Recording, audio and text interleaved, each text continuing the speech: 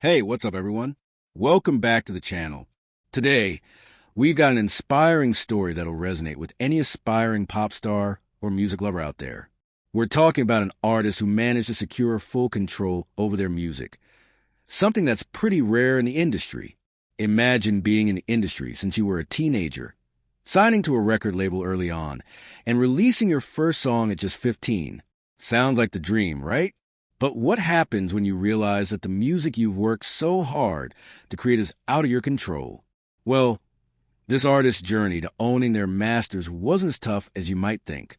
In fact, it was a pretty smooth ride, and the story behind it could change the way you think about owning your music. So, here's how it all went down. This artist signed to a record label at a very young age. They were grinding hard, releasing songs, and eventually got licensed through Sony Music and Epic Records, the same label they're still with today. But as time passed, the label started changing. The owner of the company, an industry veteran who had been doing this for decades, decided it was time to retire. He was in his 80s, so he knew it was the right moment to step down and enjoy the rest of his life. Now, here's where things get interesting. At the same time, the whole drama with Taylor Swift and Scooter Braun was unfolding. If you don't know, Taylor Swift's masters were sold without her consent, and she didn't have any say in the matter. This sparked a huge conversation about artist ownership, and it hit home for this artist.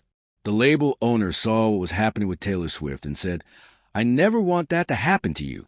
I don't want you to ever feel like you've lost control of your own music." So he asked the artist, "Would you like to own your songs and your masters? Because I'm ready to sell them, but I'd rather sell them to you than anyone else."